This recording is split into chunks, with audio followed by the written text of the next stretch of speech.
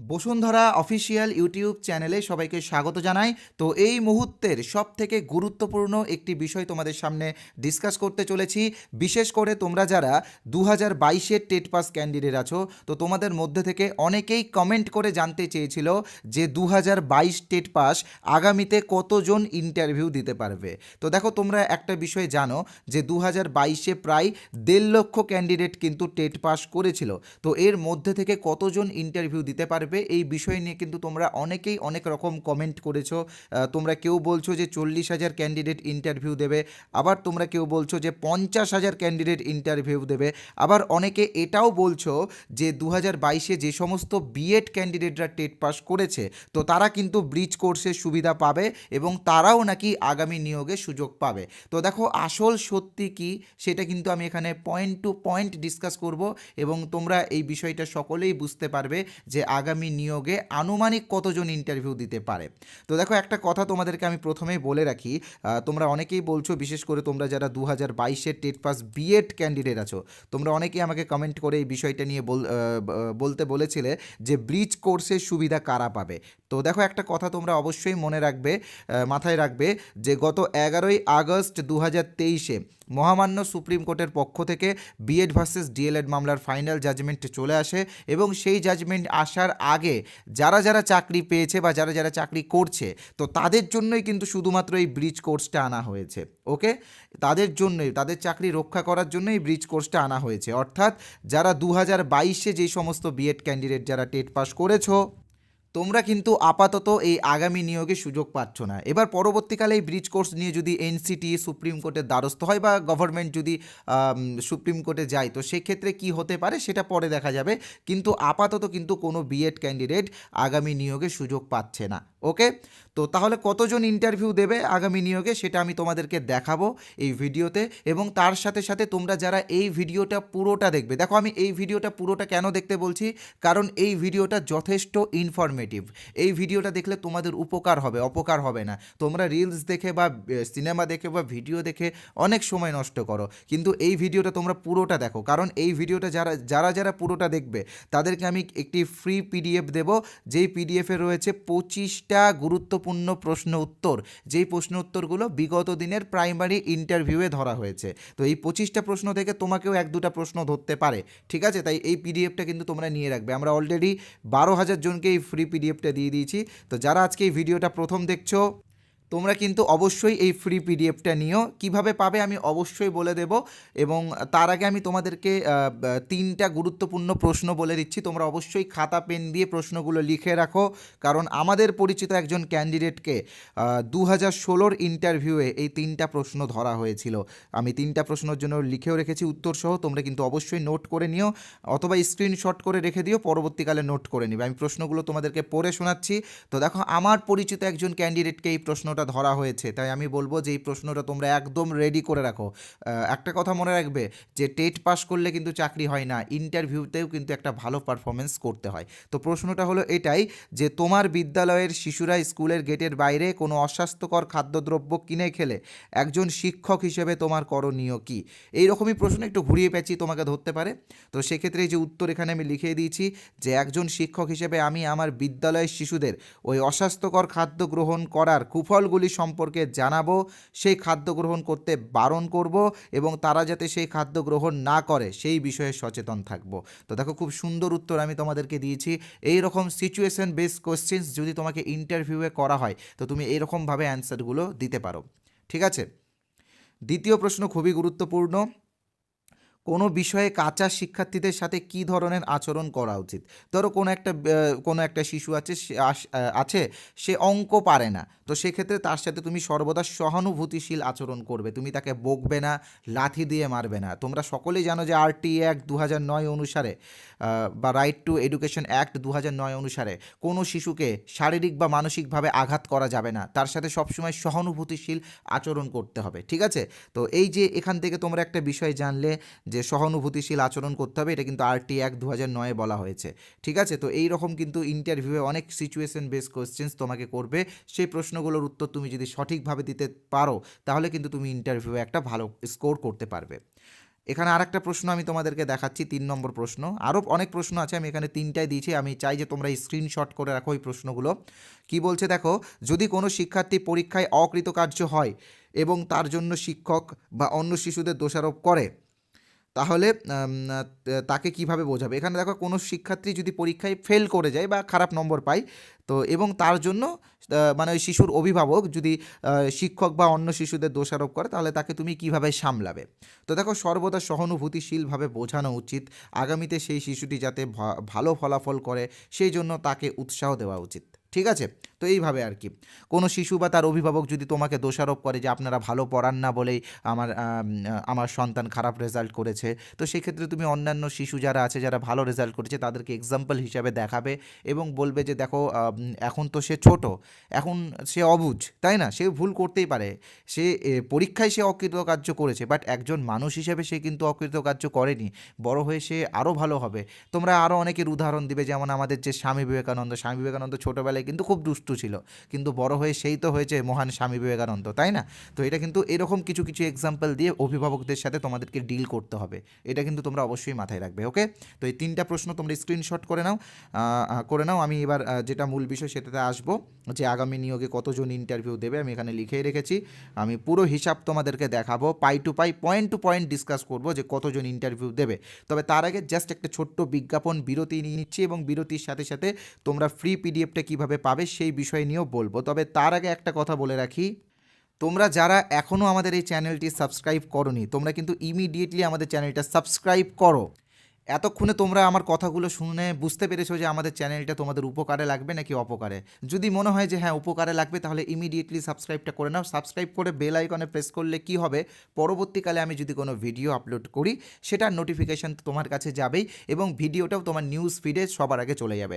তাই সাবস্ক্রাইবটা আগে করো, আর ভিডিওটা একটা লাইক করবে। আমি টার্গেট দিলাম 1K লাইক, 1000টা আমার লাইক চাই, তাহলে আমি এনার্জি পাবো এইরকম ভিডিও বানাতে এবং এইরকম অনেক প্রশ্ন উত্তর তোমাদের সামনে নিয়ে আসবো আগামীতে। তাই তোমরা যদি আমাকে লাইক দাও, তাহলে আমি কিন্তু তোমাদেরকে ভিডিও দেবো। ওকে, তাই লাইকটা দিও, কারণ লাইকটাই আমার এনার্জি ড্রিঙ্ক। ওকে, তো আমি ছোট্ট একটা বিজ্ঞাপন বিরতি নিয়ে তারপরে তোমাদেরকে বলবো যে ফ্রি পিডিএফটা তোমরা কিভাবে পাবে। তো দেখো, এটা বিজ্ঞাপন বিরতি নিলেও তোমাদের উপকারে লাগবে, কারণ তোমরা জানো যে টেট পাস করলেই প্রাইমারির শিক্ষক হয়ে গেলাম, এটা একদম ভুল ধারণা। ঠিক আছে, তুমি দেখবে যে তোমার এলাকাতে প্রচুর টেট পাস ক্যান্ডিডেট আছে যারা চাকরি পায়নি, কারণ মনে রাখবে যে টেট পাস ক্যান্ডিডেট যদি 10 জন হয় এবং ভ্যাকেন্সি যদি 2টো থাকে, তাহলে বাকি 8 জন কিন্তু চাকরি পাবে না। তো এই কম্পিটিশনে নিজেকে সফলভাবে দেখার জন্য প্রস্তুতি নেওয়াটা খুবই জরুরি। আমরা ইন্টারভিউ সংক্রান্ত 8টি বই বের করেছি, এখানে তোমরা 4টি দেখতে পাচ্ছ, পরবর্তীকালে আরও 4টি বেরিয়েছে, এটা আমি চেঞ্জ করব কিছুদিনের মধ্যে। তো এই 8টি বইয়ের দাম মাত্র 75 টাকা, অর্থাৎ একটা বইয়ের দাম 10 টাকার থেকেও কম, প্রায় 9.5 টাকার মতো বা তার একটু বেশি পড়ছে এইরকম। 75 টাকাতে তোমরা 8টি পিডিএফ বই পাবে। তো তোমরা যারা পিডিএফটা নিতে চাও, কীভাবে নিবে আমি বলে দিচ্ছি। আর এই 8টা পিডিএফে মোট 155টা পেজ রয়েছে। তোমরা চাইলে এটা যে কোনো জেরক্সের দোকান থেকে প্রিন্ট করিয়ে নিতে পারো। প্রচুর সিচুয়েশন বেস কোশ্চেন আছে এই পিডিএফগুলোতে। তো আর আরেকটা কথা, এই পিডিএফে আমরা কিন্তু 2016-র ইন্টারভিউয়ের কিছু কোয়েশ্চেন্স, 2020-র ইন্টারভিউয়ের কিছু কোয়েশ্চেন্স এবং 2022-এর ইন্টারভিউয়ের কিছু কোয়েশ্চেন্স দিয়েছি, যেগুলো তোমাদের এই আগামী নিয়োগে কাজে লাগবে। ঠিক আছে, তো তোমরা এটা প্রিন্ট করে নিয়ে পড়তে পারো। তবে আমি বলবো সব থেকে বেস্ট হবে আমাদের কোর্স নেওয়া। পশ্চিমবঙ্গের মধ্যে সবথেকে বড় ইন্টারভিউ কোর্স কিন্তু আমরাই রেখেছি। আমাদের কোর্সে অলরেডি 2750 জন কিন্তু অলরেডি অ্যাডমিশন নিয়ে নিয়েছে, আর মাত্র 250টা সিট বাকি আছে। তো তোমরা যারা আমাদের কোর্সে অ্যাডমিশন নিতে চাও, তোমরা কিন্তু নিতে পারো। আমরা কিন্তু শুধুমাত্র আজকের জন্য একটা অফার দিয়েছি। এখানে তোমরা দেখতেই পাচ্ছ আমাদের কোর্সের যেটা অরিজিনাল প্রাইস, সেটা কিন্তু 499। তবে তোমরা যারা আজকে জয়েন করবে, তোমরা আরও এখান থেকে 149 টাকা ডিসকাউন্ট পাবে। মোট 350 টাকাতে তোমরা এই কোর্সটা পেয়ে যাবে। এখানে তোমরা ইন্টারভিউয়েরও গাইড পাবে, অ্যাপটিটিউড টেস্টেরও গাইড পাবে, মাত্র 350 টাকাতে। এবার তোমরা অনেকেই বলছো যে স্যার আমরা তো বেকার, প্রতি মাসে মাসে 350 টাকা পেমেন্ট করতে পারবো না। তো দেখো, তোমাদেরকে বলে রাখি, প্রতি মাসে মাসে পেমেন্ট করতে হবে না, শুধুমাত্র একবারই পেমেন্ট করতে হবে, ওয়ান টাইম পেমেন্ট, শুধুমাত্র একবার পেমেন্ট করবে। যতদিন না পর্যন্ত ইন্টারভিউ হচ্ছে ততদিন পর্যন্ত এই কোর্সটা তোমরা দেখতে পাবে। আমরা আগের যে ক্লাসগুলো দিয়েছি সব কিন্তু রেকর্ডেড, 20-22টার 50টার মতো ক্লাস আমরা আগে দিয়ে দিয়েছি এবং তার সাথে সেই ক্লাসগুলোর পিডিএফও আমরা দিয়ে দিয়েছি। তো তোমরা যারা আজকে জয়েন করবে তোমরা কিন্তু সঙ্গে সঙ্গে ওই পুরনো ক্লাসগুলো পেয়ে যাবে, যেখানে তোমরা এনসিএফ 2005 থেকে শুরু করে আরটি 2009, সর্বশিক্ষা মিশন এইগুলো থেকে, তারপর সর্বশিক্ষা মিশন না, তার সাথে সাথে মিড ডে মিল স্কিম, নির্মল বিদ্যালয় অভিযান, এই সমস্ত টপিক থেকে যে প্রশ্নগুলো ধরে সেইগুলো আমরা রেখেছি এবং এইগুলোর উপরে আমরা ডিটেলসে ভিডিও ক্লাস দিয়েছি। তাই তোমরা যারা জয়েন হতে চাও জয়েন হয়ে যেও। কিভাবে জয়েন হবে সেটা অবশ্যই বলবো, তবে তার আগে একটা কথা বলে রাখি, যারা আজকে আমাদের এই কোর্সে জয়েন হবে তারা কিন্তু এই 8টা পিডিএফ বইও একদম বিনামূল্যে পাবে, অর্থাৎ আরও 75 টাকা সাশ্রয় হচ্ছে তোমার। তো এবার আমি তোমাদেরকে বলে দিচ্ছি কিভাবে আমাদের কোর্সে জয়েন হবে বা কিভাবে পিডিএফটা নেবে। তো দেখো এখানে তোমরা দেখতে পাচ্ছ যে এই নাম্বারটা 8918259248, এটা আমাদের অফিসিয়াল নাম্বার। এই নাম্বারে তোমরা PhonePe, Google pay, Paytm, Amazon pay যে কোনো অপশন থেকে 350 টাকা পেমেন্ট করতে পারো। পেমেন্ট করার পরে এই নাম্বারেই, অর্থাৎ 8918259248, এই নাম্বারে হোয়াটসঅ্যাপে পেমেন্টের স্ক্রিনশটটা পাঠিয়ে দিলে আমরা সঙ্গে সঙ্গে আমাদের কোর্সে তোমাদেরকে জয়েন করিয়ে নেব। এবার তোমরা যদি ভাবো যে কোর্স নিব না, অনলি পিডিএফ নেব, তাহলে এই একই নাম্বারেই তোমরা 75 টাকা পেমেন্ট করে স্ক্রিনশট হোয়াটসঅ্যাপে পাঠিয়ে দিলে আমরা তোমাদেরকে পিডিএফগুলো দিয়ে দেবো। ওকে, আর তোমরা যদি চাও যে কিউআর কোড স্ক্যান করে পেমেন্ট করব, তো তোমরা এখানে দেখতেই পাচ্ছ পাশেই কিউআর কোড রয়েছে, তোমরা কিউআর কোডটার একটা স্ক্রিনশট নিয়ে নিও। কিউআর কোড স্ক্যান করে পেমেন্ট করার পরে এই নাম্বারে হোয়াটসঅ্যাপে পেমেন্টের স্ক্রিনশট পাঠালে আমরা আমাদের কোর্সে তোমাদেরকে জয়েন করে দেবো এবং জয়েন করার সাথে সাথে তোমরা আগের কোর্সগুলো, পিডিএফগুলো সব সঙ্গে সঙ্গে পেয়ে যাবে এবং পরের ক্লাসগুলো অটোমেটিক আপডেট হতে থাকবে। ওকে, এবার তোমরা অনেকেই একটা বিষয় নিয়ে ভাবছো যে আমাদের কোর্সে জয়েন হওয়ার আগে কিছু স্যাম্পল পিডিএফ যদি দেখতে পেতাম তাহলে ভালো হতো। তো দেখো তোমরা যদি কিছু স্যাম্পল পিডিএফ দেখতে চাও তো দেখতে পারো, এবং তার সাথে সাথে আমি তোমাদেরকে বলেছিলাম যে 25টা প্রশ্নোত্তরের একটা ফ্রি পিডিএফ তোমাদেরকে দেবো, সেটা তোমরা কিভাবে পাবে। তো দেখো এখানে একটা হোয়াটসঅ্যাপ নাম্বার দেখতে পাচ্ছ 8918259248, তো এটাই আমাদের অফিসিয়াল হোয়াটসঅ্যাপ নাম্বার, একটাই আমাদের নাম্বার।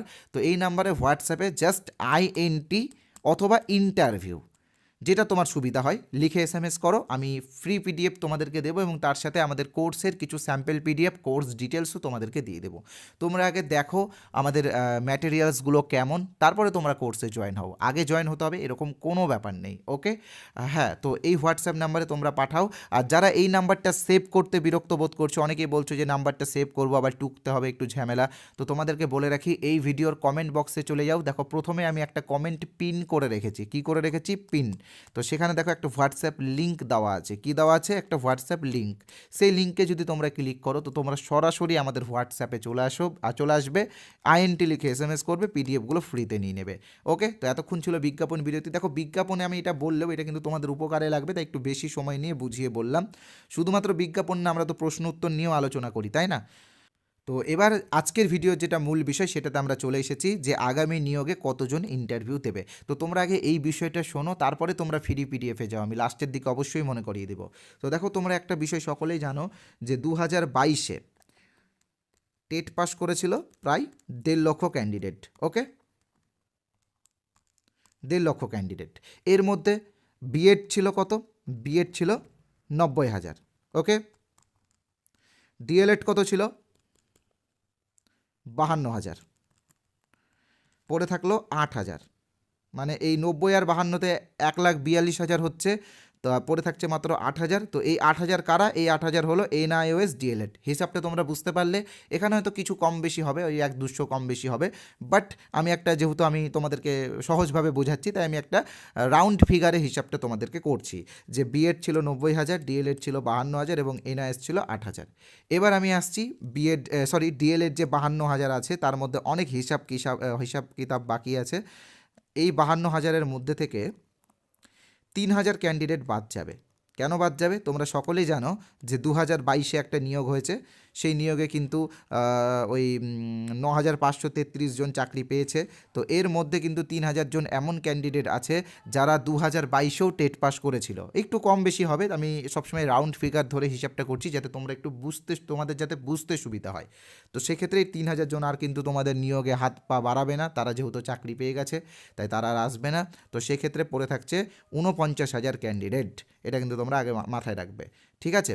এবার এই 49,000 ক্যান্ডিডেটের সাথে আরও 2,000 ক্যান্ডিডেট যোগ হবে। কেন 2000 ক্যান্ডিডেট যোগ হবে আমি তোমাদেরকে সহজভাবে বলে রাখছি যে 2022-এর যে নিয়োগটা হয়েছিল সেই নিয়োগে 2108 জন চাকরি পায়নি। এবার এর মধ্যে যারা 108 জন আছে তাদের মধ্যে অনেকেই আপার প্রাইমারিতে চাকরি পেয়েছে বা অনেকের বয়স 40+ বা যারা রিজার্ভ ক্যাটাগরির মধ্যে আছে তাদের 45 বা 43+ হয়ে গেছে। তো সেক্ষেত্রে মাত্র 2000 ক্যান্ডিডেট পড়ে থাকছি যারা তোমাদের সাথে আবারও নতুন নিয়োগে অংশগ্রহণ করবে। তো সেক্ষেত্রে 51,000 ক্যান্ডিডেট হলো যারা ডিএলএড, একদম রেগুলার ফ্রেশ ডিএলএড। এবার এখানে অনেকেই বলছো যে ডবল ডিগ্রি।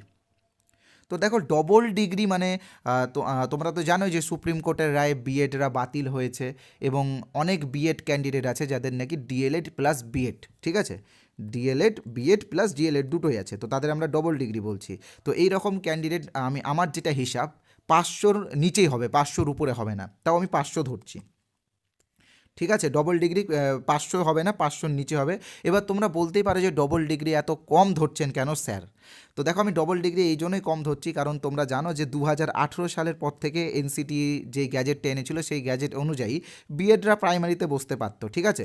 তো যেই সমস্ত ক্যান্ডিডেটরা 2018 সালের পরে বিএড করেছে তো তারা এমনিই তো প্রাইমারিতে বসতে পারতো, তাই না? তো তারা প্রাইমারির জন্য কি আবার নতুন করে কি ডিএলএড করতে যাবে? কখনোই না। তো তারা তো এমনি সুযোগ পাচ্ছে প্রাইমারিতে, তাহলে তাদের কী দরকার ডবল ডিগ্রি করার, ঠিক আছে। তো ডবল ডিগ্রি কখন হয়েছে আমি তোমাদেরকে বলছি। 11ই আগস্ট 2023-এ যখন সুপ্রিম কোর্টের জাজমেন্টটা আসে তারপর থেকে, অর্থাৎ সেই 23-25 সেশনে কিন্তু অনেকে ডিএলএডে ভর্তি হয়েছে। তো দেখো 23-25 সেশন কিন্তু এবার ইন্টারভিউ দিতে পারবে না কারণ তারা এখনও রানিং অবস্থায় রয়েছে, আর নোটিফিকেশন কিছু দিনের মধ্যে দিবে। আমরা যা খবর পাচ্ছি যে এপ্রিলের আগে নোটিফিকেশন দেবে। তো সেক্ষেত্রে কিন্তু ওই যে সমস্ত ক্যান্ডিডেট বিএড ক্যান্ডিডেটরা 23-25 সেশনে ডিএলএড করেছে তারা কিন্তু ইন্টারভিউয়ের সুযোগ পাচ্ছে না। তো সেক্ষেত্রে আমি ডবল ডিগ্রি 500 জন ক্যান্ডিডেটকে ধরেছি। এবার এটা তো অনেকেই অনেক রকম বলবে, কেউ বলবে 3000 আছে, কেউ বলবে 4000 আছে। তো দেখো এরকম কোনো ব্যাপার না, 500 জনকেও এখানে বেশি ধরা হয়েছে, 500-রও কম কিন্তু ক্যান্ডিডেট আছে। এবার যদি সার্টিফিকেট ভ্যালিড হয় তো সেক্ষেত্রে যারা কেউ যদি 21-23-এ রানিং থাকে বা কেউ যদি 22-24-এ মানে ডিএলএডে রানিং থাকে তো তারা একটা সুযোগ পাবে। তো সেটা যেহেতু এখনও আসেনি সেই বিষয় নিয়ে কোনো আপডেট, তো সেই বিষয় নিয়ে আমি কোনো রকম ডিসকাস করতে চাই না। আমার যেটা হিসাব সেটা হচ্ছে 51,500 জন কিন্তু এখন ডিএলএড ক্যান্ডিডেট আসছে, এখানে কিন্তু ডবল ডিগ্রিদেরকে আমি যুক্ত করলাম, ঠিক আছে। যেহেতু 22-এর নিয়োগে ডবল ডিগ্রিরা সুযোগ পেল, পরবর্তীকালে তাদের জন্য আলাদা করে একটা প্যানেল বের করা হলো, তো সেই জন্য আমি এখানে 500 জন ডবল ডিগ্রি ক্যান্ডিডেটকে ধরলাম। তো সেক্ষেত্রে 51,500 জন ক্যান্ডিডেট আসছে এবং আরও কিছু ক্যান্ডিডেট আছে 14 টেট পাস, আমাদের সাথে কথোপকথন হয় তাদের, তো তারাও মোটামুটি কিছুজন ক্যান্ডিডেট হবে। হয়তো অনেকে হয়তো কর্মসূত্রে হয়তো বাইরে ছিল, তারা হয়তো যে 22-এর নিয়োগ সেই 22-এর নিয়োগে সুযোগ পায়নি বা এরকম কোনো একটা ব্যাপার ছিল, অনেকে ফর্ম ফিল আপ করেনি। তো এই ক্ষেত্রে আমরা আরও ম্যাক্সিমাম 500 জন ধরলাম সব নিয়ে। আশা করি এতটা হবে না, 150 হবে, তবুও আমি একটু বেশি করে ধরে রাখলাম কারণ আমি পরবর্তীকালে অন্য যেই সমস্ত অন্য দিকগুলো থেকে হালকা হালকা করে কম ধরবো। তো সেক্ষেত্রে 52,000ই ক্যান্ডিডেট দেখা যাচ্ছে যারা রেগুলার ডিএলএড, এবং এই 52,000 ক্যান্ডিডেট কিন্তু আগামী নিয়োগে ইন্টারভিউ দিতে পারবে। এবার আমি আসবো এনআইওএসদের নিয়ে। তোমরা সকলে জানো যে এনআইওএসটা কিন্তু ভ্যালিড হয়েছে এবং এই গত 1-2 দিন আগেই এনসিটি কিন্তু নতুন নোটিফিকেশান দিয়েছে যে তারা সুপ্রিম কোর্টের 10ই ডিসেম্বরের যে জাজমেন্ট এসেছে সেই জাজমেন্টকে মান্যতা দিয়েছে এবং এনআইওএসটা কিন্তু এবার ভ্যালিড। তো সেক্ষেত্রে আমরা জানি, আমরা যেটা ধরেছিলাম 2022-এর নিয়োগে 8,000 এনআইএস ডিএলএড ক্যান্ডিডেট, আনুমানিক 8,000 ক্যান্ডিডেট টেট পাস করেছিল। তো সেক্ষেত্রে এবার কিন্তু 60,000 ক্যান্ডিডেট হলো এনআইএসদের নিয়ে। এবার আরও 2,000 ক্যান্ডিডেট বাড়বে। কী জন্য বাড়বে আমি তোমাদেরকে বলছি, তোমরা একটু ওয়েট করো। তোমরা সকলে জানো যে 2022-এর যে নিয়োগটা হয়েছিল সেখান থেকে কিন্তু এনআইএসরা বাদ হয়ে গেছিলো। এবার নতুন করে প্যানেল হবে কিনা, এনআইএসদেরকে সুযোগ দেওয়া হবে কিনা সেটা যেহেতু বিচারাধীন রয়েছে, তো সেই বিষয় নিয়ে আমি কোনো মন্তব্য করতে চাই না। কিন্তু সেই এনআইএস ক্যান্ডিডেটরাও কিন্তু আগামী নিয়োগে ইন্টারভিউয়ের সুযোগ পাচ্ছে। তো সেক্ষেত্রে ওই 2022-এর নিয়োগের যে ক্যান্ডিডেটগুলো ছিল এনআইএস, তারাও কিন্তু 2,000 জন আরও বাড়ছে, ঠিক আছে। এরা সব কিন্তু 14 টেট পাস, কারণ তোমরা জানো যে 17তে যখন নোটিফিকেশান দেয় তখন কিন্তু এদের ট্রেনিংটা কমপ্লিট ছিল না। তো সেক্ষেত্রে আরও 2,000 ক্যান্ডিডেট বাড়ছে, তো বেড়ে কিন্তু 62,000 অর্থাৎ 62,000 ক্যান্ডিডেট হয়ে দাঁড়াচ্ছে। তো আপাতত 62,000 ক্যান্ডিডেট, এবং এর সাথে 2023-এর টেট যদি ইনক্লুড হয় অর্থাৎ 2022-23 যদি একসাথে ইন্টারভিউ হয় তো সেক্ষেত্রে আরও 8,000 জন ক্যান্ডিডেট বাড়বে। কেন বাড়বে আমি তোমাদেরকে বলে দিচ্ছি।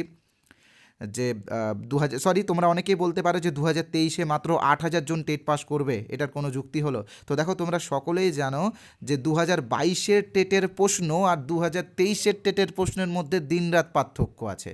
2023-এর টেটের প্রশ্নটা কতটা কঠিন হয়েছিল সেটা তোমরা দেখলেই বুঝতে পারবে। তো সেই জন্য আমরা কিন্তু এখানে 8,000 ক্যান্ডিডেট ম্যাক্সিমাম ধরেছি, আশা করি তার কমই পাস করবে।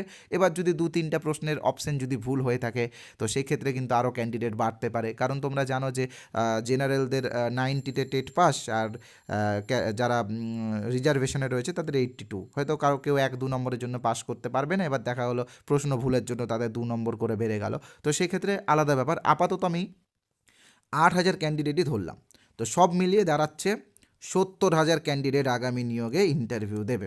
বুঝতে পারছো কম্পিটিশনটা কত লেভেলে হবে? তাই কে তোমাকে 40,000 বললো, কে তোমাকে 50,000 বললো, কে তোমাকে 60,000 বললো, বা কে তোমাকে 1 লাখ বললো, তাদের কিন্তু কোনো হিসাব নেই, আনুমানিক। আমার হিসাবটাও আনুমানিক, কিন্তু আমি এখানে তোমাদেরকে প্রত্যেকটা বিষয় পয়েন্ট টু পয়েন্ট বলে তোমাদের সামনে তুলে ধরলাম। তাহলে এখানে কিন্তু 70,000 জন দাঁড়াচ্ছে। এবার যদি ভ্যাকেন্সি ধরো 12,000 থাকে বা তার একটু কম বেশি থাকে, তো সেই ক্ষেত্রে 6:1 রেশিওতে চাকরি হবে, অর্থাৎ 6 জনের মধ্যে একজন চাকরি পাবে। কম্পিটিশান কতটা হবে তোমরা কিন্তু বুঝতে পারছো। হ্যাঁ, এটা আন্দোলন হচ্ছে যাতে 50,000 ভ্যাকেন্সি থাকে বা তার বেশি ভ্যাকেন্সি থাকে বা একটা ভ্যাকেন্সি থাকে, কিন্তু পর্ষদ কখনও কিন্তু বলছে না যে 50,000 ভ্যাকেন্সি তারা দেবে। তারা কিন্তু বারবার এটাই বলছে যে পর্যাপ্ত পরিমাণে ভ্যাকেন্সি থাকবে। তো এখন কত ভ্যাকেন্সি অ্যাপ্রুভ হবে সেটাই দেখার।